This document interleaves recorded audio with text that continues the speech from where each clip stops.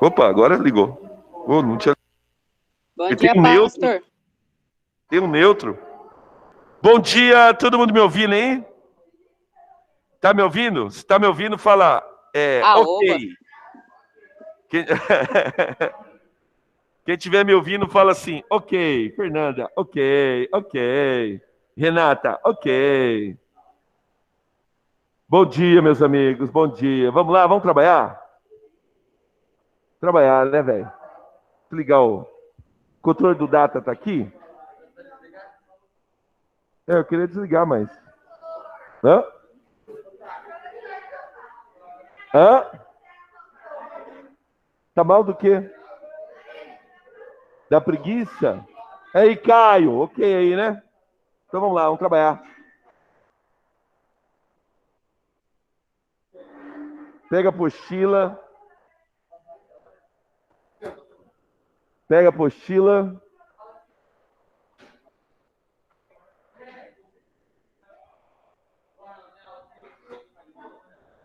Foi? Foi.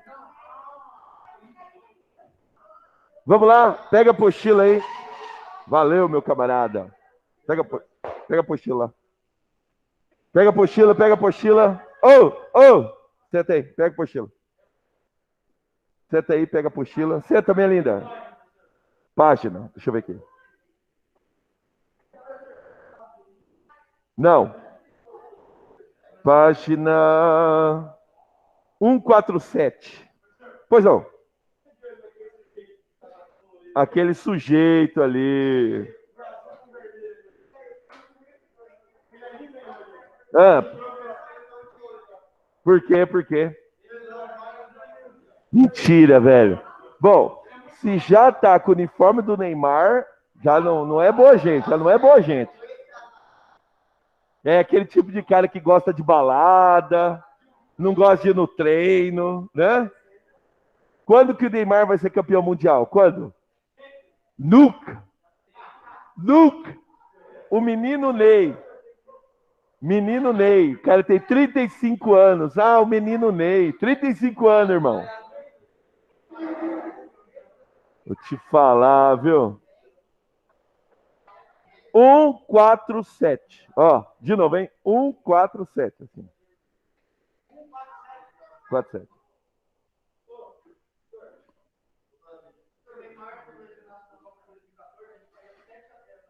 Ah. Ai, meu Deus. Vai sonhando, filho. Vai sonhando.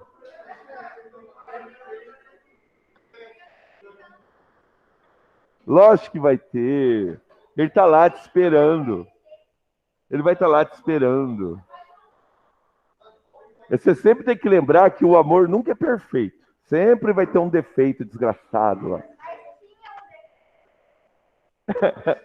O amor é cego. O amor é uma flor roxa que nasce no coração dos trouxas.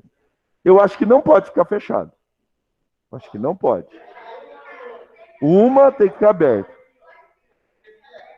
Pode. Eu louco.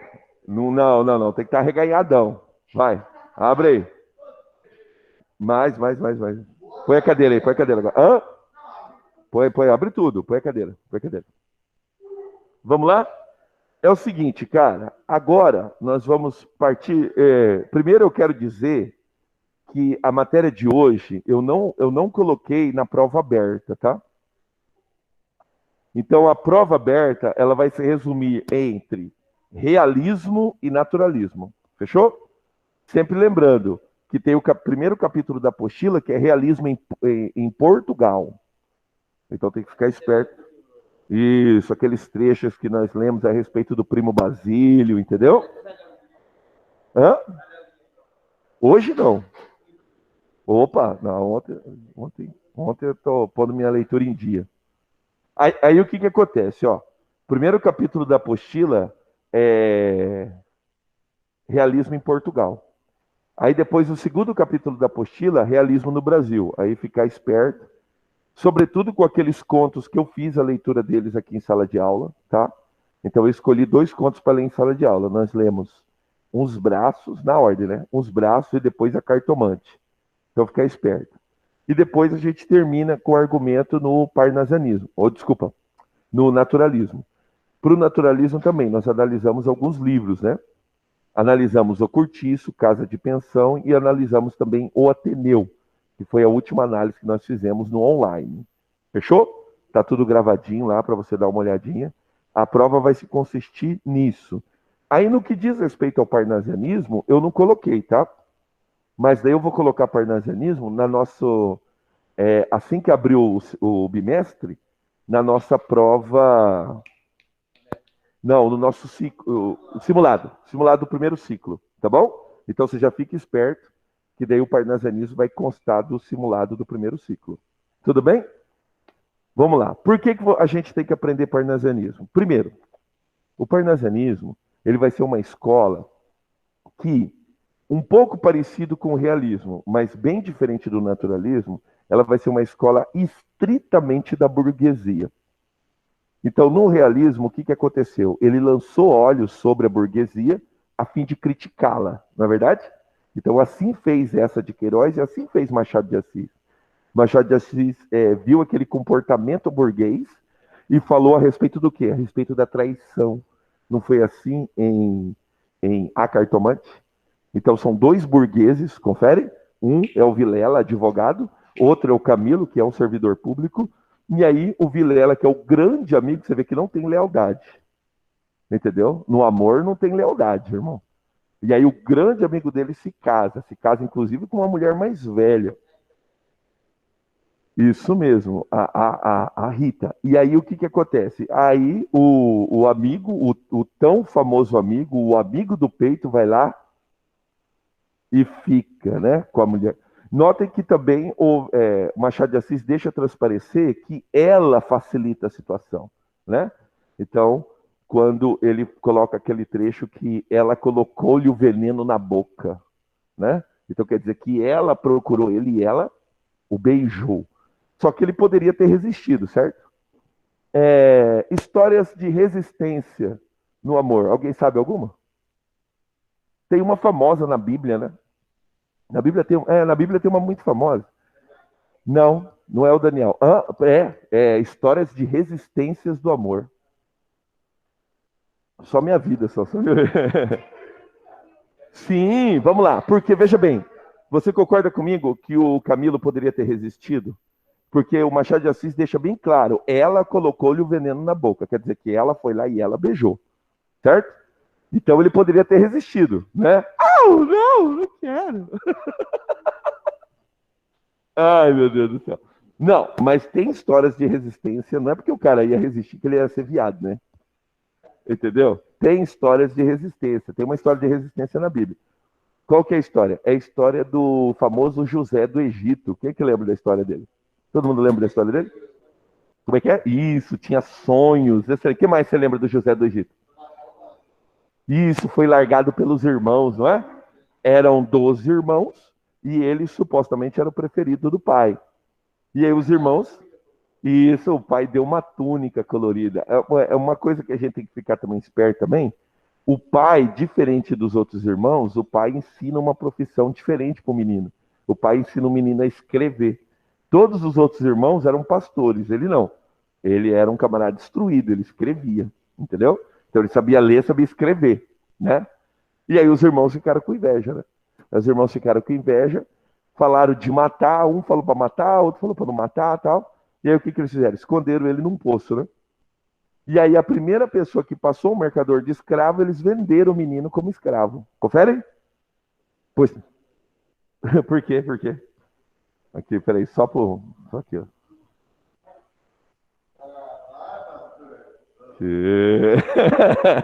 Aí, ó, aqui. Ah. Isso aqui é o seguinte, irmão. Isso aqui é o manto sagrado, velho. Dá. Ah. Vou dar aula assim, quer ver? Dar aula assim. Opa, quero fazer assim. Ô louco, velho. Ô louco. Timão, timão. Mas beleza. Aí o que acontece? É muito talento. Aí o que acontece? O José, como ele era um menino instruído e tal, e era um menino novo, né? Então pensa assim, vocês, irmão. É, vocês, na idade de vocês, assim. E daí o que acontece? Um general muito poderoso no Egito comprou o menino José. E aí esse general, ele via que o José era um menino muito capaz. Já sabia ler, sabia escrever. Logo, o José começou a trabalhar dentro da casa. E aí, quem que colocou o olhão em cima do José? Vai, a mulher do general. Não, o faraó é outro esquema. Ele trabalhava na casa do general. O general se chamava Potifar. E aí, a esposa do Potifar. Agora, vamos lá. Potifar, um general do Egito. Vamos combinar. A mulher dele era feia? Não, começa a imaginar assim. Será que não é, cara? General, um cara poderoso, um cara rico. A mulher dele vai ser feia? E daí o que que acontece? Diz lá, tá escrito na Bíblia, que a esposa do Potifar, teve um dia que ela falou para os funcionários assim, ó, não quero ninguém na casa. Tirou os funcionários tudo da casa. Na hora que o José chegou para fazer o trampo dele, o que que ela fez? Voou em cima. Não seria talvez a mesma história do Camilo? É, porque deixa claro que a Rita colocou-lhe o veneno na boca. Quer dizer, a Rita tomou a iniciativa, a Rita foi lá e o beijou.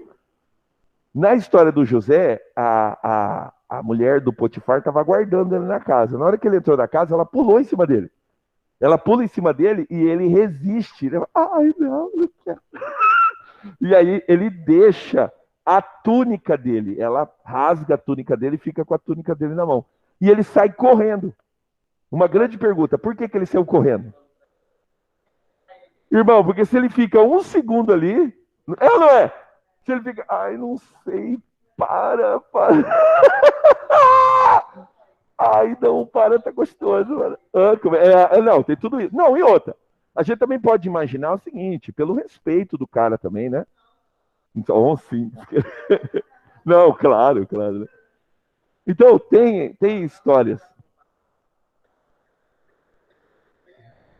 Aí ela rasga a roupa dele e aí ela faz o contrário, né? Ela vai lá e fala que ele é que tentou pegar ela.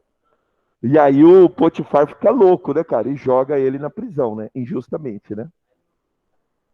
Isso mesmo. Isso aí. Tá com a escola, tá com o seu catecismo em dia. Isso aí. Nem faz que eu fiquei. Tá com a sua escola dominical em dia. Então tá beleza, então. Então, existiu uma resistência. Por que eu tô contando tudo isso?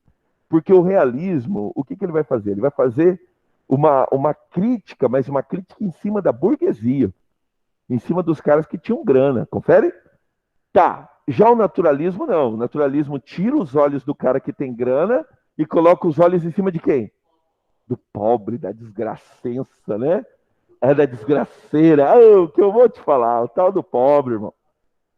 Ainda ontem eu estava raciocinando a respeito disso, né? Como que o pobre multiplica, né? A gente já conversou a respeito disso aqui, né? Mas bastante ainda, vagabundo desgraçado. Eu vou criar todo ano o troféu Silvestre. O aluno que me encheu o saco, vou dar um troféu para ele.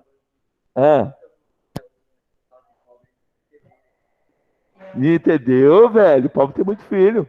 A gente já raciocinou aqui um pouquinho a respeito disso, né? O troféu Silvestre. Não vou fazer um troféu Silvestre no final do ano, vou distribuir. Troféu Silvestre. Aí, beleza.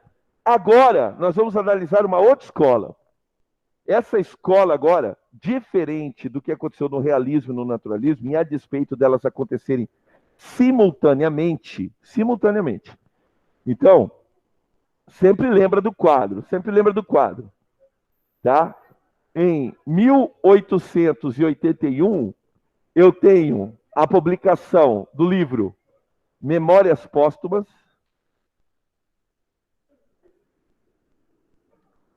Pois não,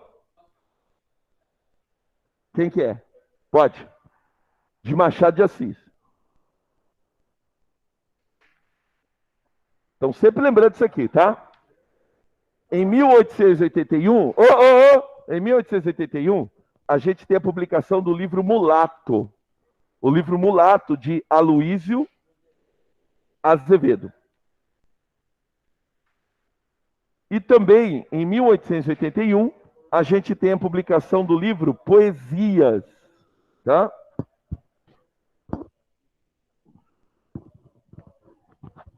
A publicação do livro Poesias, de Olavo Bilac. Nome de rua aqui, tem nome de rua, então. Tem. Olha só. Então, nós temos esses 3 livros que vão dar início a 3 escolas simultâneas, mas diferentes entre si.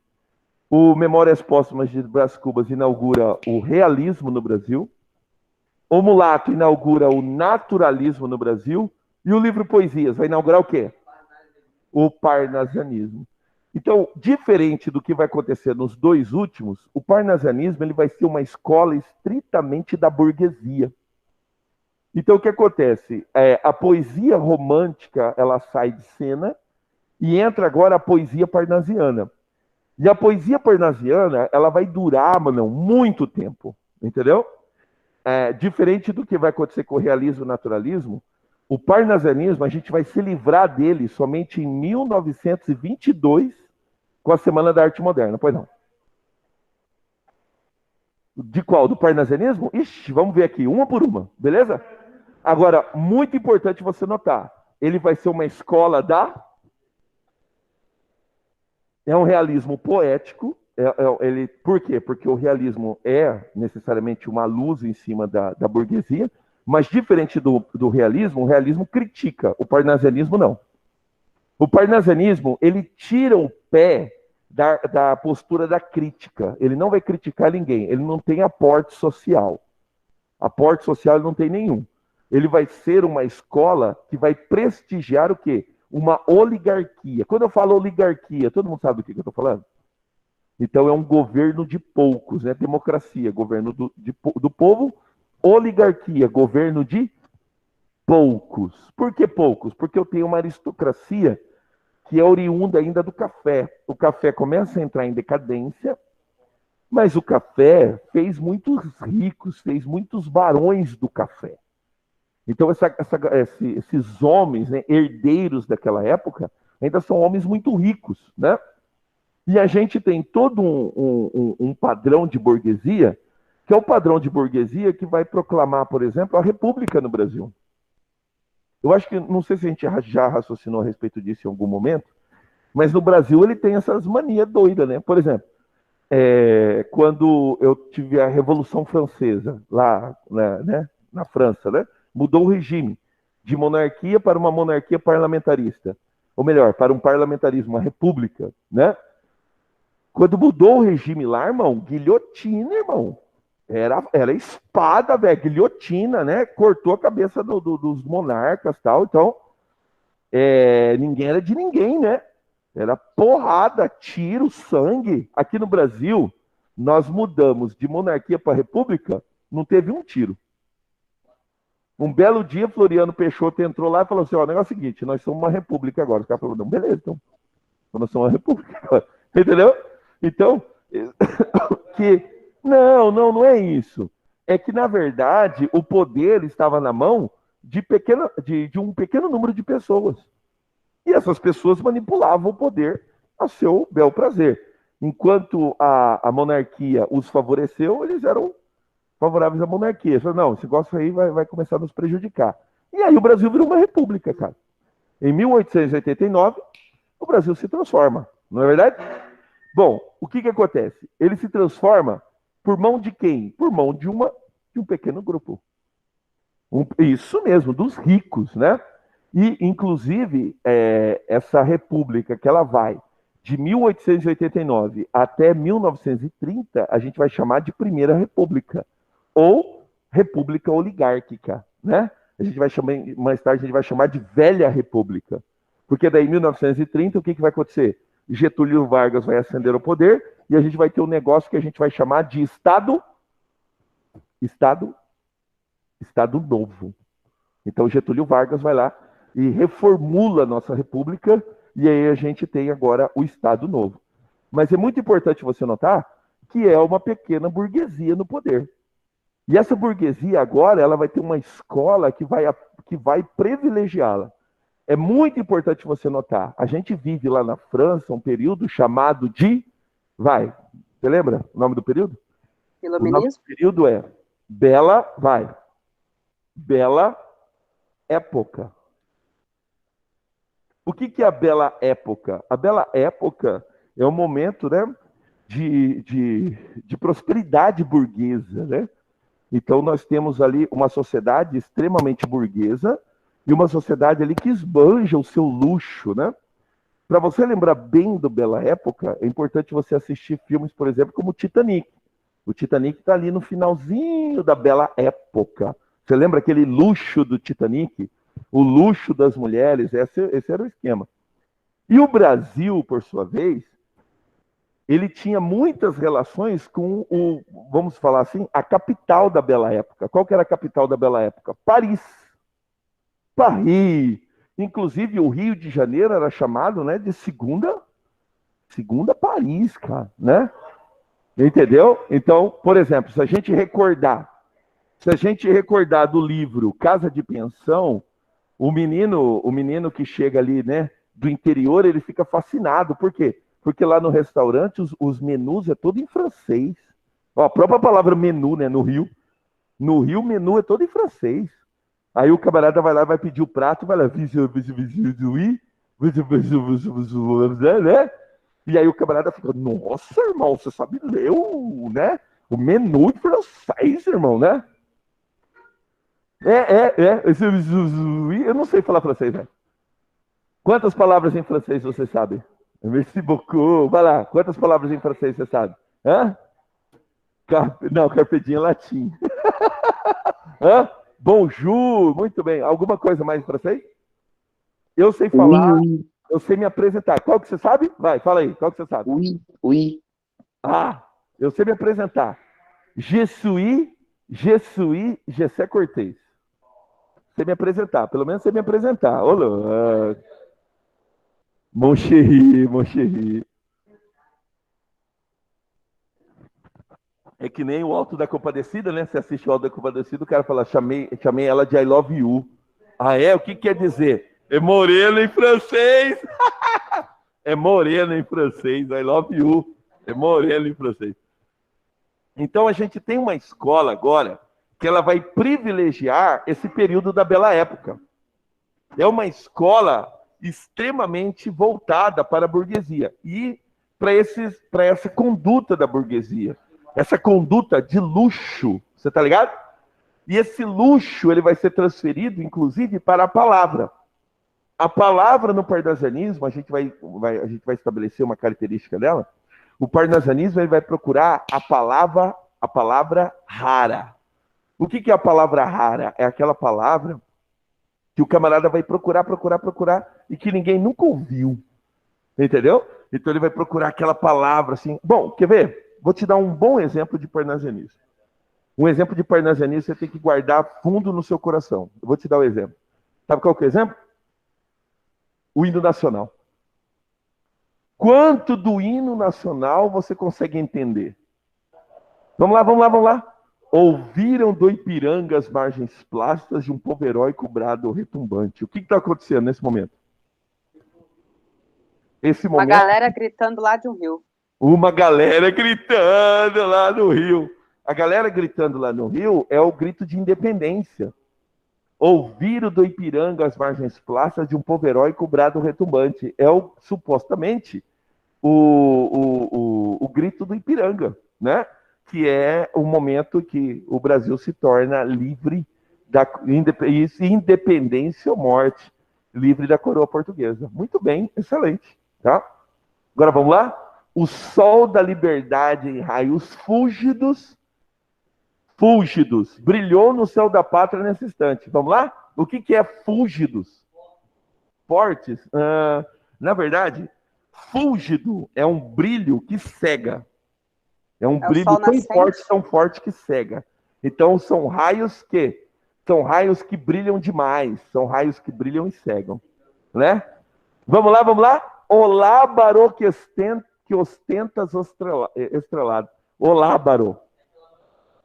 Não, bandeira é flâmula. Como é que é? Fala o trecho que tem a flâmula. Tem o trecho que tem a flâmula.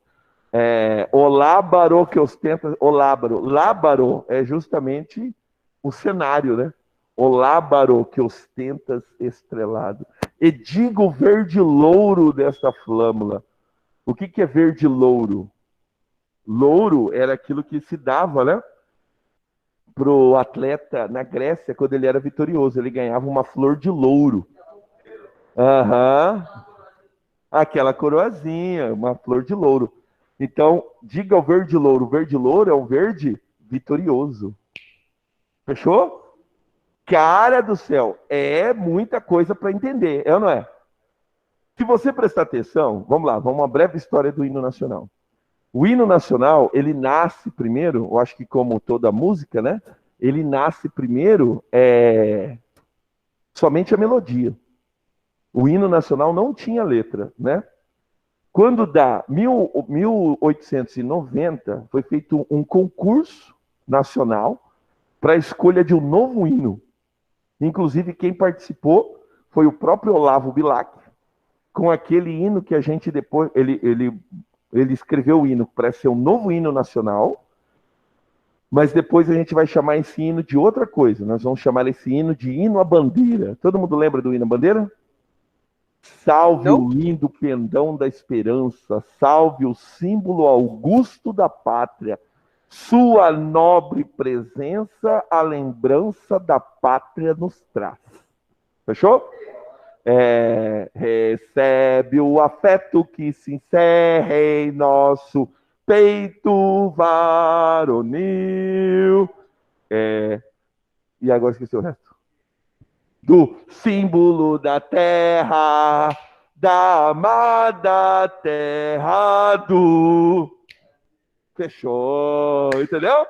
Olavo Bilac, ele concorre com essa letra, com essa música. Só que em 1890, o concurso teve 5 finalistas, inclusive com essa música. Só que daí os militares embargaram, e o hino nacional continuou sendo... Somente em 1909, por comemoração, né?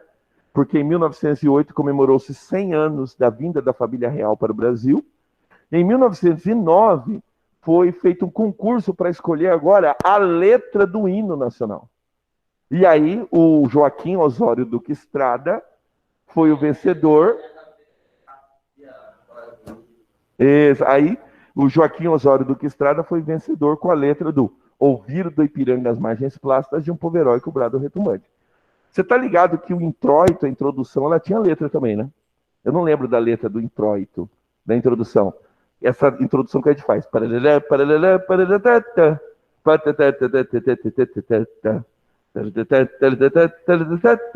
isso aí tinha letra. Joaquim Osório fez letra para tudo, entendeu? Só que daí a gente tirou a letra do introito e ficou só com a letra da estrofe. Só a letra do Ouvido do Ipiranga. Fechou? Então, quando você lembra do hino nacional, da dificuldade que era a letra do hino nacional, ou a dificuldade que é a letra do hino nacional, a gente começa a pensar da seguinte forma. Eu vou fazer a pergunta, hein? O hino nacional foi feito para o povo? Entendeu?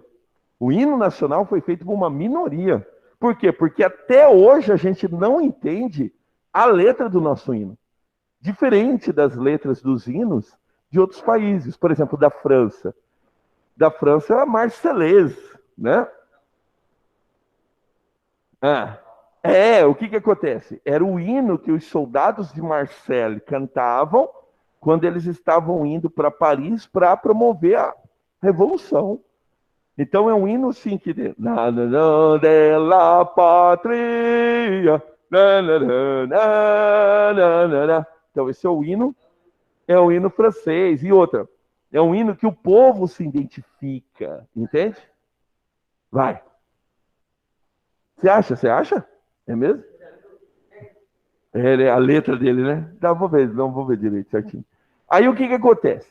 O hino nacional, não que a gente não tenha orgulho dele, confere? Por exemplo, porque eu acho que tá fresco da memória tanto o período da Copa do Mundo quanto o período da Olimpíada. Tá fresco ainda? Por quê? Porque tinha... Não, Neymar. Tinha aquele trecho do hino, tinha no cerimonial, tocava o hino até um determinado momento, para ficar o cerimonial.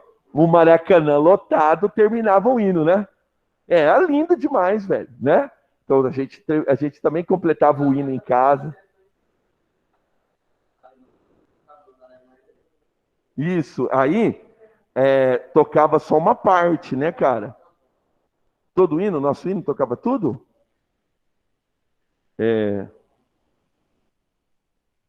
Então tá. Não, o nosso hino não tocava tudo, não. Porque é o seguinte, o cerimonial, isso mesmo, tem um período de tempo, entendeu? E aí cortava-se o hino quando dava aquele período, cortava. E aí lá no Maracanã o pessoal continuava cantando, confere? Então assim, a gente cantava em casa também, né? Como é que é? A parte final do hino, a parte final. Dos filhos deste soles, mãe gentil, pátria amada. Brasil, Brasil, né? Pro Neymar jogar aquela droga que ele jogou, né? Mas tudo bem, então, larga a mão. Ó, golaço de falta, brincadeira, eu vou te falar, né? Pois salvou o Brasil. Vamos lá. Parnasianismo, vamos lá. Parnasianismo, página 4. Vai, página 4, para a gente encerrar o de hoje, tá? Página 147, capítulo 4. Eu ia falar o capítulo, falei a página. Leia os textos a seguir e observe como o universo das artes passou por inúmeras mudanças ao longo dos séculos. Em alguns momentos, aproximando-se da sociedade e outros momentos, afastando-se dela. Por que afastando-se? Porque essa vai ser uma literatura que vai ser estritamente da burguesia, tá? Então ela vai se afastar do povão, tá bom? Aí eu tenho dois textos, tá? Eu tenho um chamado Vaso Grego. Faz a leitura aí para mim. Vaso grego é esta de áureos relevos, trabalhada de divas mãos, brilhante copa, um dia já de aos deuses servir como cansada, vinda do Olimpo, a um novo Deus servia. Era o poeta de Teos que o suspendia. Então, ora repleta, ora esvazada, a taça amiga aos dedos seus tinha, toda de roxas pétalas calmada. Depois, mais o lavor da taça admira, toca de ouvido aproximando-a, as bordas finais as de lhe ouvir, canora e doce. Ignota a voz, qual se da antiga lira, fosse a encantada música das cordas, qual essa voz vos de Anacreonte fosse. Eita pega. Vamos começar? Primeiro, qual palavras aqui você não entendeu? Não que eu vou saber todas. Anacreonte, cara, era um deus grego, né? Anacreonte era um deus grego. Alguns chamam ele de Creonte, outros de Anacreonte, era o barqueiro, né? O barqueiro que ficava e conduzia as pessoas, aí você dava 2 moedas para ele, ele conduzia. Áureos é... Excelente, esse aí, isso mesmo. Ele perguntou áureo. Áureo é tudo aquilo que vem de ouro, tá? E normalmente a gente chama de áureo também aquilo que brilha, né? Porque o ouro brilha, né? Então o áureo é porque ele brilha. Vai lá, outra palavra. Cadê aqui? Comada? Isso, comada está aqui embaixo, né? Está aqui embaixo no glossário, cheio. Então tem nobre? Onde? Última estrofe. Ignota a voz, qual se da antiga lira fosse encantada a música das cordas, qual se fosse voz do Anacreonte fosse. Qual que é a última estrofe? Ignota é quando você não sabe. Ignota é quando você... É um mistério, tá? Ah, alguém quebrou isso aqui. Quem será que quebrou? Eu não vi. Ah, foi uma ignota mão. Entendeu? é porque você não sabe. Ela é ignota, você não sabe. Legal, né? Pois não.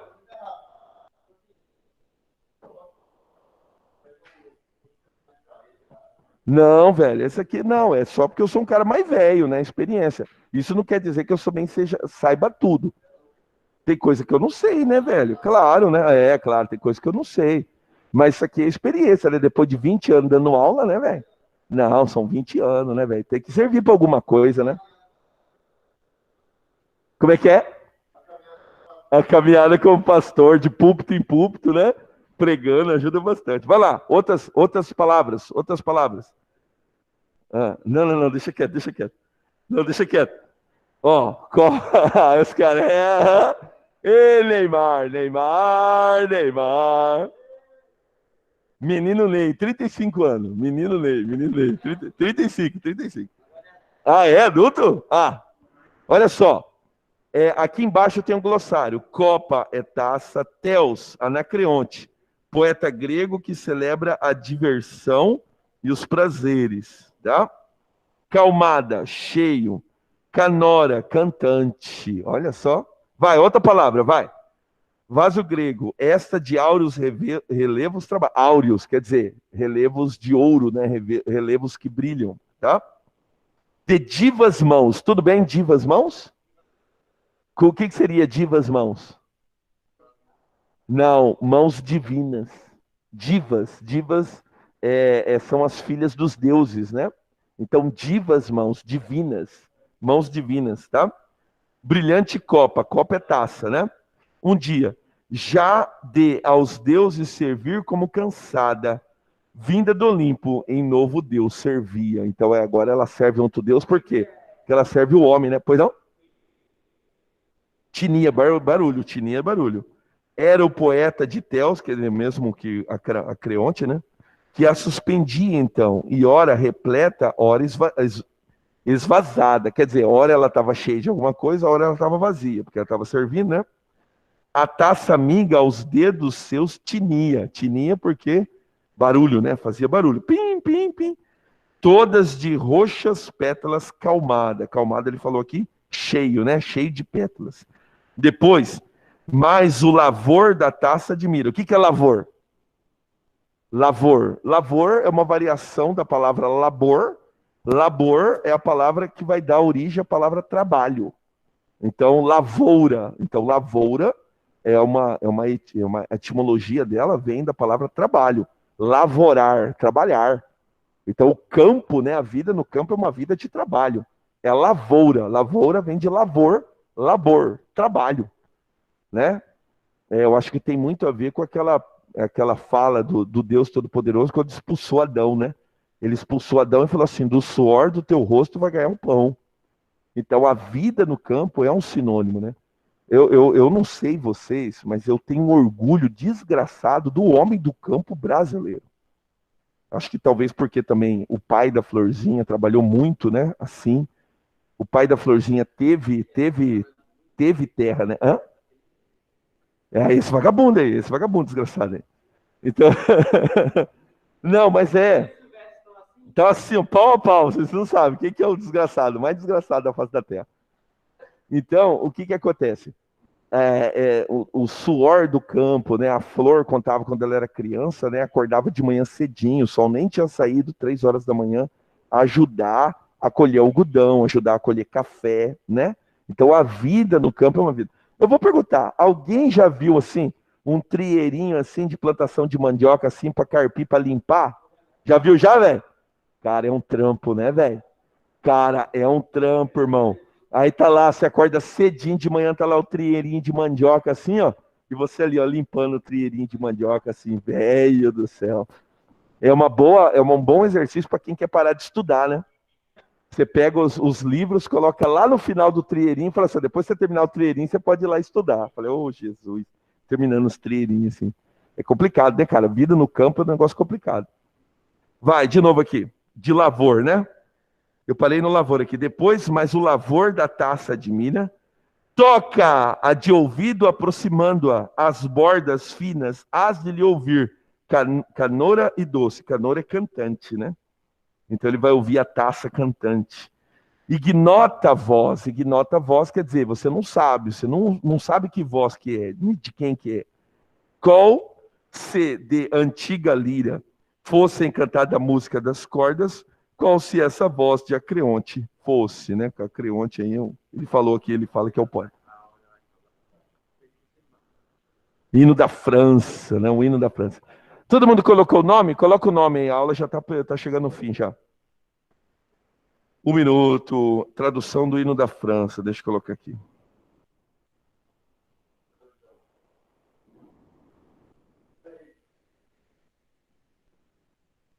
Tradução do hino da França. Tradução do hino da França. Avante, filhos da pátria, o dia da glória chegou. Contra nós da tirania, o estandarte ensanguentado se ergueu, o estandarte ensanguentado se ergueu. Ouvis nos campos rugirem essas vozes, esses ferozes soldados? Vêm eles até os nossos braços, degolar nossos filhos, nossas mulheres. As armas, cidadão, forçai nossos batalhões. Marchemos, marchemos, que em sangue impuro hoje o nosso arado. Cadê? É, é. As armas, cidadão, as armas, marchemos, que o sangue impuro águia o nosso arado.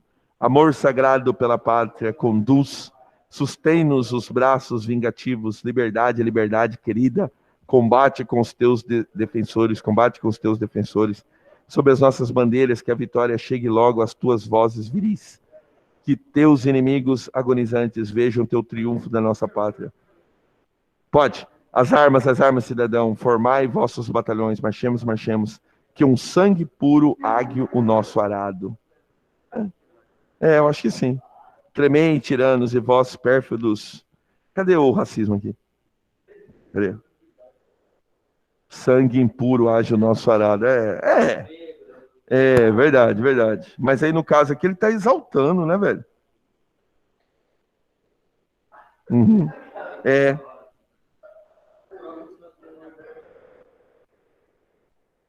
Fala. Vai, você também? Não, espera o peão voltar, aí você vai.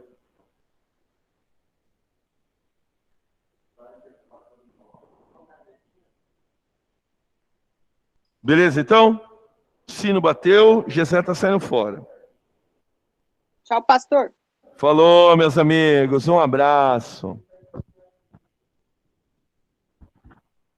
Aquele abraço.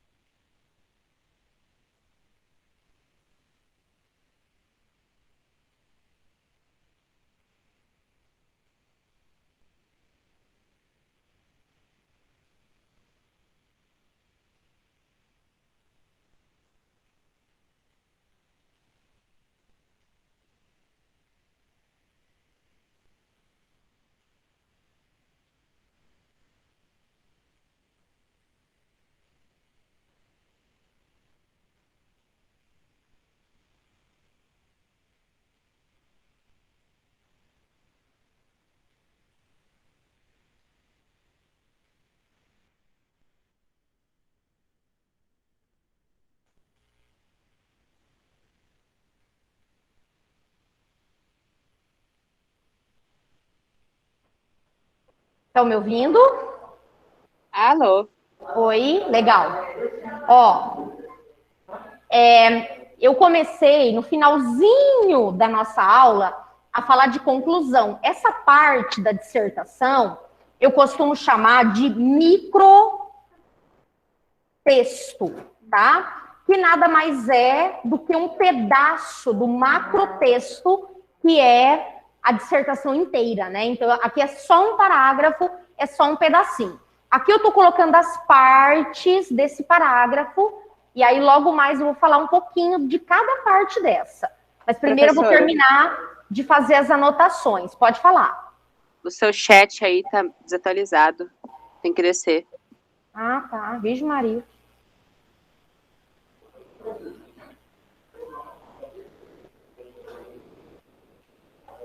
Tá. Obrigada, Henrique. Agora acho que eu tô vendo. A última mensagem é do João Pedro. Então, ó, eu tô aqui nas medidas. Quem fará, que é o agente. Gente, não conversa não, por favor. Inclusive é para copiar. Eu não vou disponibilizar no grupo, não. Podem copiar. Quem fará?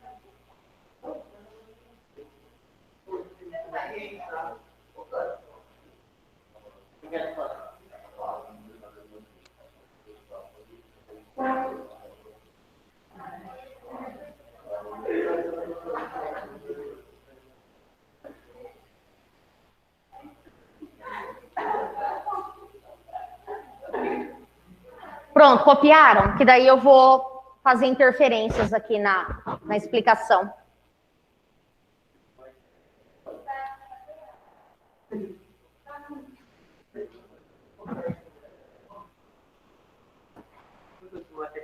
Nem copiar.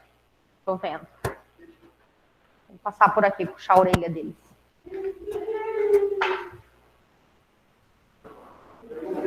Vamos, meninos, vamos copiar?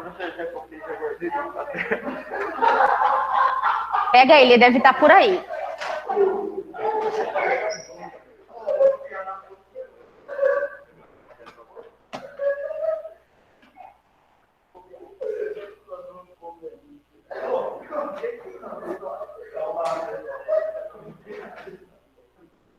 Se em sala de aula tá difícil, calcula em casa. Como é que não deve ser o negócio?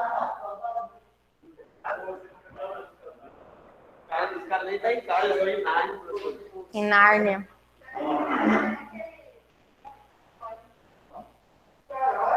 Tô de olho.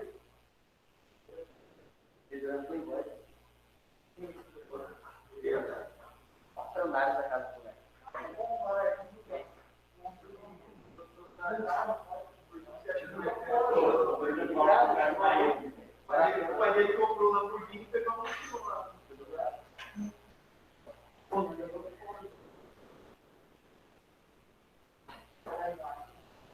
Se a casa dele tem 4 andares, não é casa, é prédio. Né? Tem uma super casa. Sério? Não. Eu não sei se a senhora for pensar, ele é sempre o primeiro a chegar no colégio.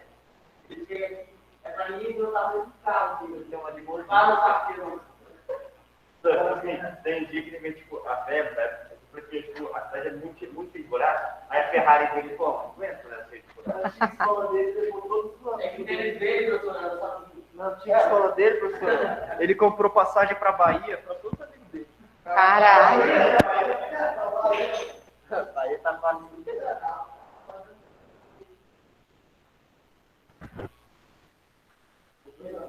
Pronto, copiaram? Ó.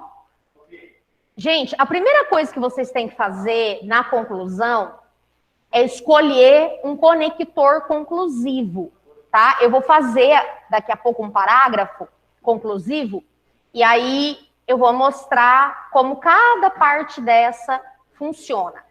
Depois disso, vem a retomada do tema, que é a elaboração de um tópico frasal com o tema ou com os argumentos abordados. Aí você deve estar pensando, né? Argumentos abordados? Faz de conta que você tem o texto todo. Esses argumentos abordados podem estar expostos lá no projeto de texto, tá? Lá na tese, lembra do projeto de texto? Eu escolho, seleciono argumentos. Eu vou até colocar aqui, ó. Seleção de argumentos, PT. Não é o Partido Trabalhista, não. Projeto de texto. Ah, eu vou escrever, então, aqui, minha Nossa Senhora. Pronto. Aí, depois desse conector, depois dessa retomada do tema, que é o tópico frasal da conclusão, nós começamos a trabalhar as medidas. As medidas, deixa eu pintar aqui de azul, esse azul aqui, é o carro-chefe do Enem, é uma estratégia que só o Enem solicita dos candidatos, por isso que é chamado de conclusão com proposta de intervenção, tá? E a primeira coisa que a gente tem que pensar quando o Enem problematiza um tema é nessa questão do agente. Ó. Quem? Claro, Manu. Claro que eu explico. Ó, deixa eu só voltar. Obrigada, eu não tinha visto o chat. Obrigada. Ó, primeira coisa, Manu, é destacar o conector conclusivo. Eu vou fazer um parágrafo, tá? Para mostrar como isso funciona na prática. Depois desse conector conclusivo, que pode ser qualquer um desses, vem a retomada do tema, ou seja, o tema que vai aparecer para você na discussão lá do Enem, ou de qualquer vestibular, enfim, tá? Você pode tanto retomar o tema, quanto argumentos que você trabalhou lá no seu texto. Faz de conta que a gente tem um texto inteiro aqui. É claro que nós não temos, né? Mas faz de conta que num determinado tema, o tema do Enem, que foi estigmas às doenças mentais no Brasil. Então, faz de conta que eu falei de preconceito e falei de falta de investimento do setor público. Então, eu posso retomar para finalizar, atenuar, reduzir o preconceito e a falta de investimento do setor público, é pertinente, que não sei o quê, não sei o quê, não sei o quê, não sei o quê, tá? Então, eu posso trabalhar tanto a retomada do tema quanto dos argumentos. Agora vem o carro-chefe do Enem, que são as medidas. Vou até escrever Enem aqui do lado, por quê? Por que é importante a gente sinalizar que é uma característica do Enem? Porque na UFMS, quando vocês fizerem o passe da UFMS, vocês vão... Esse ano não, mas ano que vem tem. Ano que vem tem. Só no terceiro, aham. Isso. Pode fazer, só que daí a pontuação fica desfavorecida. Porque assim como tem gente que vai mal, às vezes faz e vai mal, depende muito, né? Às vezes você até consegue recuperar, é relativo. Aí, essas medidas, elas são uma estratégia do Enem, porque o Enem solicita proposta de intervenção. Aí vejam o que eu preciso responder. Olha, aqui eu tenho 4 perguntinhas. Será que se eu mexer nessa... Ai, vai seguir a sequência, eu não queria que seguisse. Tudo bem, deixa a bolinha mesmo. Mas aqui a ideia é responder essas perguntinhas, ó. Quem fará? Vamos ver se a gente põe, então, A, B, C, D.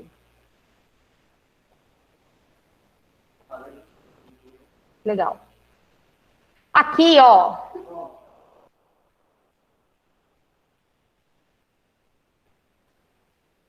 Aqui, nas medidas, o primeiro aspecto que você tem que responder é o agente. Vamos pintar ele aqui de outra cor. Agente. E aí, como estratégia, nós temos os GOMIFs, que são os possíveis agentes. Governo. Aqui no governo, eu posso destacar os ministérios, tá? Ministérios. Ministério da Educação, Ministério da Cultura, Ministério da Saúde, Ministério da Segurança Pública e por aí vai, tá? Isso. Eu posso destacar também as ONGs, o O de ONG. Lembrando, gente, que a ONG, ela tem uma função social, uma função filantrópica, ou seja, de doação.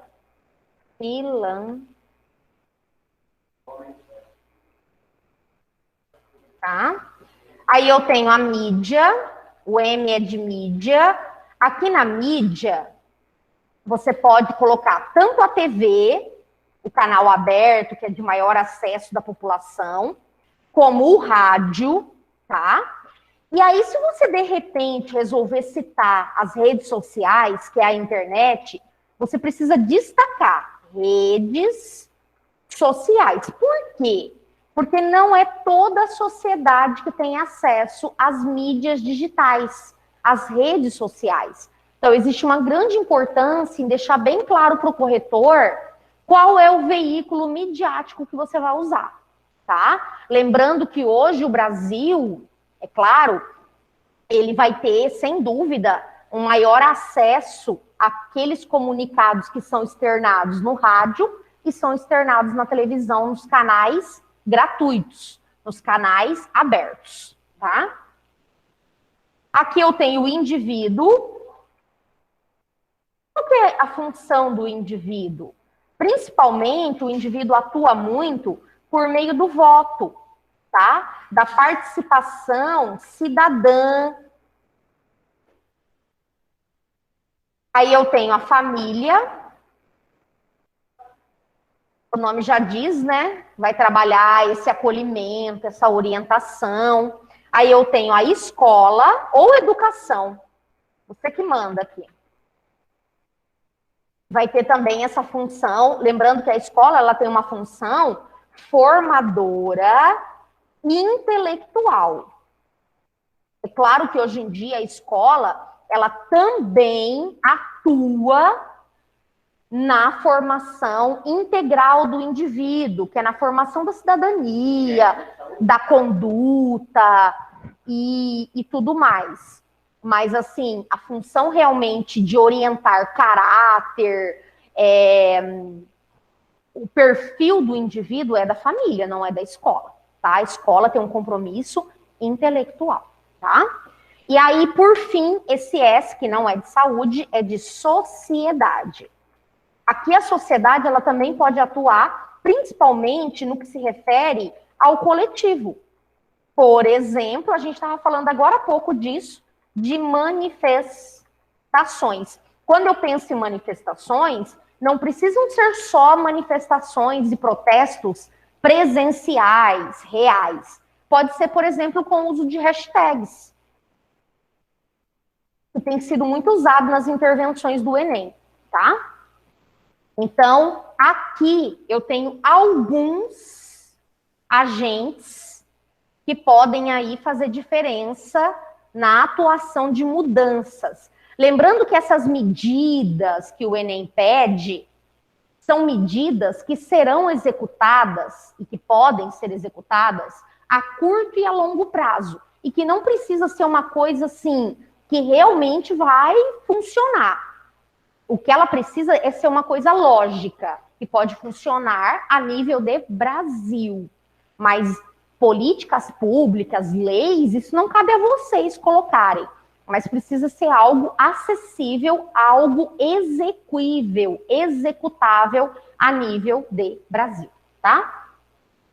Próximo passo é o que fará, que é a ação verbal. Quando eu falo de ação verbal, eu falo de verbo mesmo, tá?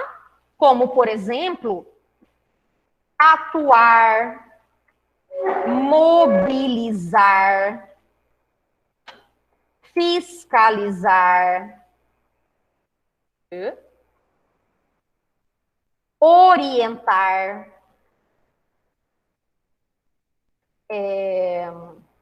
organizar, publicar, minimizar, efetivar, e por aí vai. Vai depender de qual tema que a gente está discutindo, né? Então, é uma ação verbal. E aí, no como fará, é uma estratégia de detalhamento de como essa ação vai funcionar. Por exemplo, fiscalizar, não sei, vamos supor que eu fale de automedicação no Brasil. Fiscalizar as farmácias por meio de agentes de saúde ou, né, da Anvisa, não sei, alguma estratégia. Então, meio ou instrumento é a estratégia. Eu até coloquei os conectores aqui para vocês, por meio de e por intermédio de. Aqui eu posso usar, por exemplo, recursos palpáveis, como palestras, campanhas,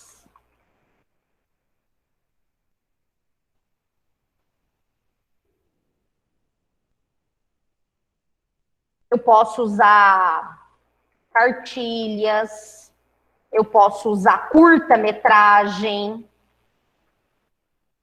eu posso usar debates, programas midiáticos. Como eu disse, vai depender do tema.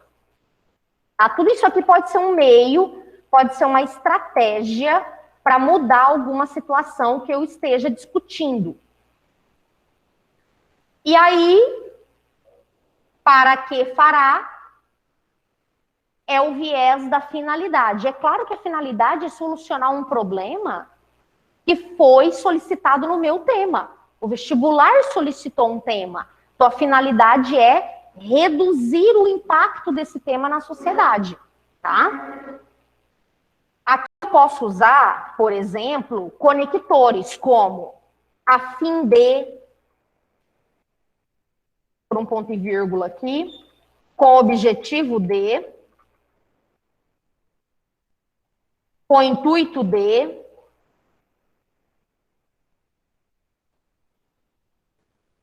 com o propósito de.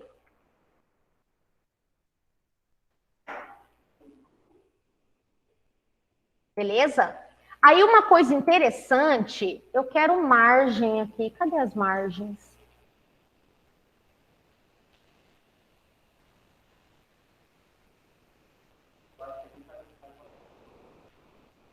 Será?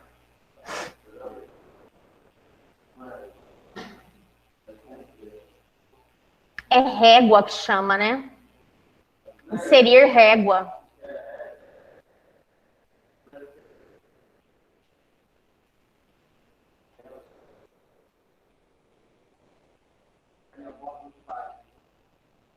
Mas...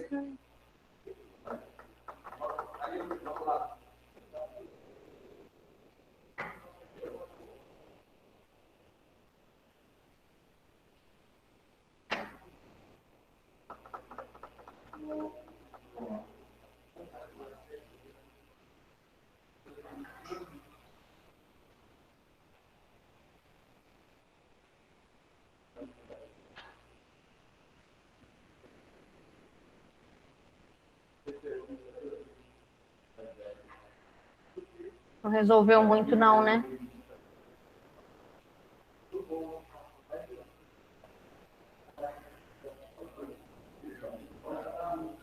Procurei e não achei. Bom, enfim, aí, gente, depois dessa parte da finalidade, tem um destaque importante aqui, ó, que é o detalhamento de um dos itens anteriores. Então, aqui, você precisa detalhar um dos itens anteriores. Vixe, Lohane, que itens? Pode ser o agente, pode ser a ação, pode ser o meio ou instrumento e pode ser a finalidade. Vou mostrar isso como funciona. Aí, como que o corretor do Enem vai te avaliar? Item 1, agente. Item 2, ação. Item 3, meio. Item 4, finalidade.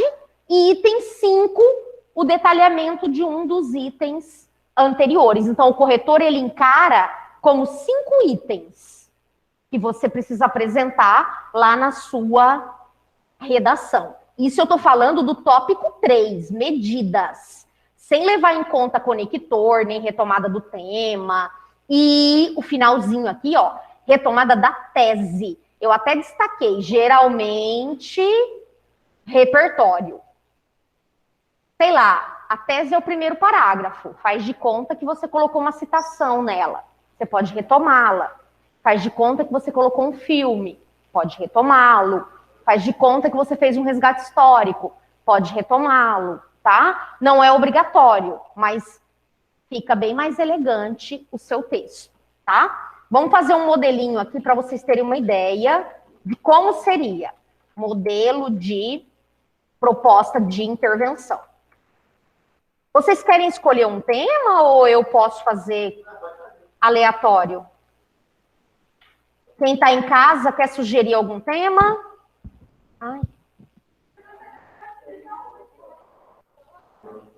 Fazer o quê? Ah, subir? Tá.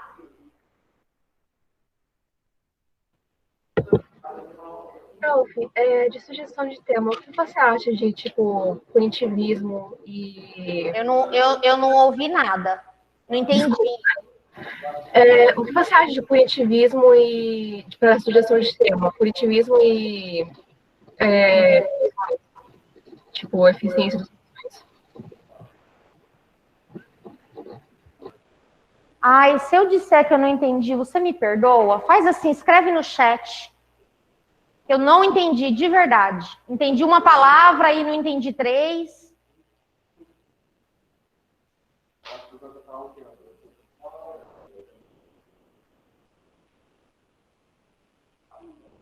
Tá escrevendo?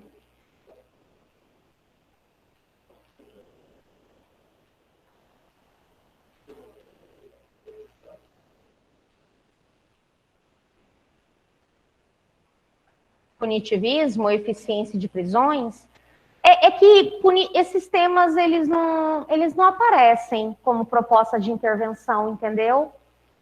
Porque a punição, ela está atrelada ao nosso Código Penal. Então, só cabe aos agentes da justiça trabalharem com essas punições, sabe, Ana? O que acontece? Às vezes o indivíduo, eu, você, a sociedade no geral... Às vezes a gente tem até sede de vingança, né? Que é o que a gente chama de justiça com as próprias mãos e tudo mais. Em contrapartida, qualquer intervenção que eu fizesse propondo uma punição mais austera, eu feriria os direitos humanos, entendeu? o Enem acaba seguindo esse prisma de uma redação, às vezes, hipócrita. Entendeu? Não quero dizer isso, mas já dizendo, em que o aluno não necessariamente pode conduzir esse ponto de vista da forma como ele realmente pensa, porque ele tem que tomar todo um cuidado para não ser agressivo, não ser ríspido, não ferir os direitos humanos, não criar uma situação que pode, inclusive, levá-lo a... Pois é. Inclusive, levá-lo, né, a uma nota 0. Mas eficiência das prisões dá para a gente fazer. Entendeu? Dá para a gente fazer. Essa questão da aplicabilidade do sistema penitenciário, né? Dá para a gente fazer, com certeza. Pode baixar?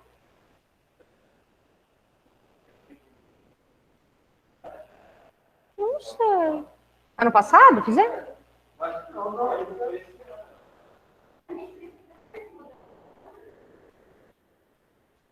Eu não lembro, hein? Eu dou aula em tanta sala. Tanto é que agora eu estava no 3º ano, falei, gente, qual foi o tema que vocês entregaram ontem? Eu não, às vezes eu tenho uma noção, mas eu não tenho certeza. Ô, Ana, eu respondi sua pergunta? Eu consegui te fazer entender? Por favor? Ah, legal. Vou pensar numa coisa aqui só para mostrar para vocês, tá?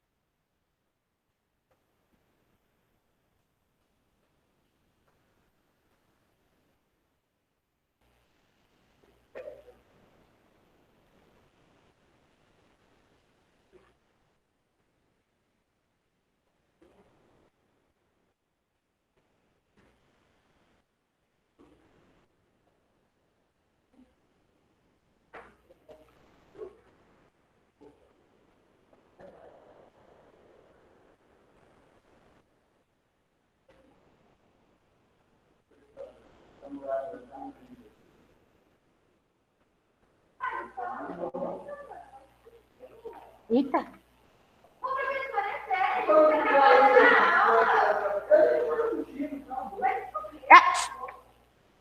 Vamos parar os dois. Gente, eu estou tentando fazer aqui, ó, vejam. Eu coloquei o dado exposto, que é um conector externo, e aí eu coloquei o logo, que é conclusivo. Deixa eu pintar de outra cor. Aí eu fiz aquela retomada que está escrito bem aqui, ó, retomada do tema ou do projeto. Aí eu fiz assim. É notável que o sistema carcerário brasileiro não aplica as devidas condutas de ressocialização dos encarcerados. Encarcerados. Ponto. Faz de conta. E essa aqui é a nossa retomada do argumento. Faz de conta que lá no meu texto hipotético, que não existe aqui, né? Eu retomei dessa forma, tá? Aí, eu vou usar um conector aqui. Eu preciso colocar um conector. Sei lá, vou colocar o assim, vírgula. Vou pintar ele de vermelho para mostrar que é conector. Cabe ao governo. Eu pensei no governo, não coloquei nenhuma instância, tipo assim, Ministério da Segurança Pública, sabe? Nada disso. Simplesmente governo. Faz de conta que eu não lembrei de nenhum ministério, então eu posso só citar o governo. Para vocês sentirem segurança de que o Enem não exige que o candidato... Vou pôr uma cor estranha aqui. Esse aqui. Não exige que o candidato decore ministérios, tá? Então, cabe ao governo inserir na atmosfera penitenciária programas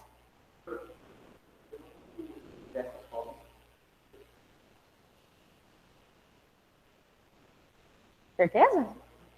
Programas formativos, como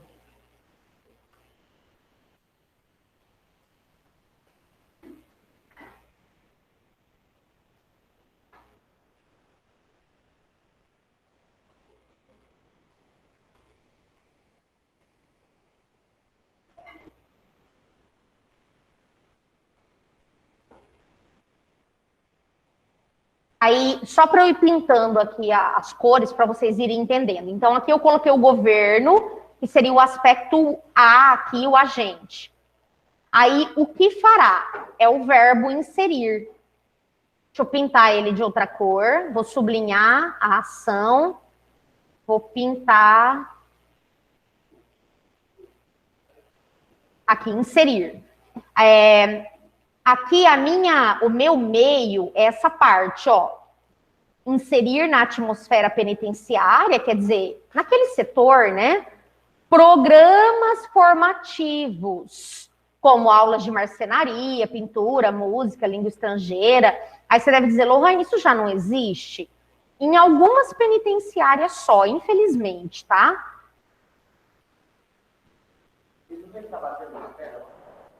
Batendo o quê? Não. Poucas são as penitenciárias que trabalham com esses programas de ressocialização externa. Por exemplo, presos que têm bom comportamento, eles são convidados, eles são motivados a trabalhar, por exemplo, reformando uma escola pública. E eles acabam com isso reduzindo a pena. Tipo assim, eu não sei se eu tô certa, tá? De repente eu tô blefando nos números.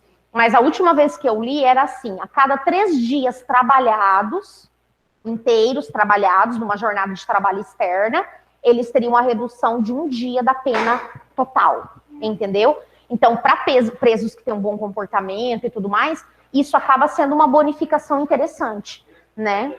Mas não dá, o que acontece? Por conta da superpopulação carcerária, nós, enquanto gerentes desse mecanismo de punição, não conseguimos oferecer isso para todos, infelizmente. Não, isso aí é o cárcere da década de 30, não é mais assim, não. Não é mais assim, não. Então, programas formativos, como aulas de marcenaria, pintura, música, língua estrangeira, os quais serão ofertados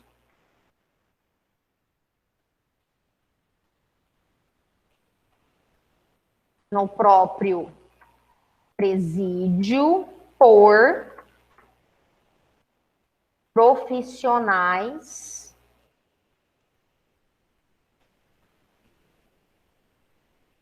preparados para lidar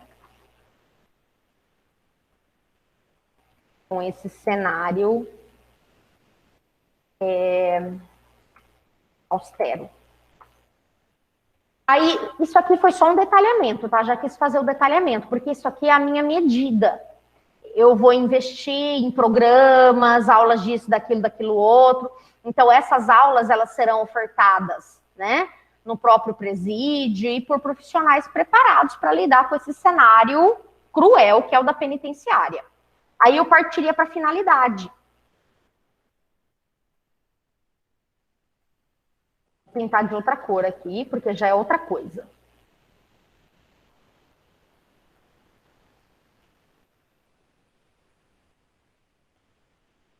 Maria. Azul.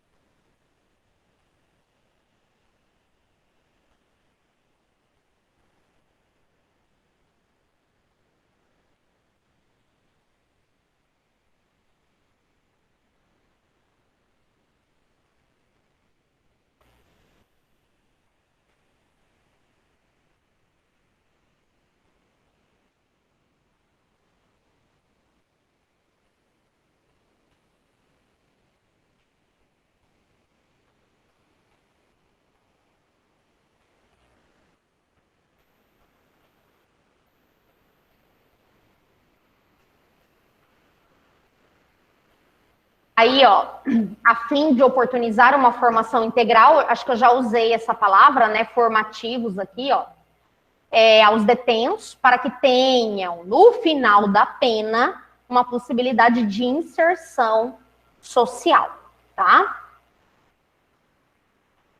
Só para finalizar aqui, dessa forma, como proposto por sei lá quem, faz de conta que eu citei alguém lá na minha redação.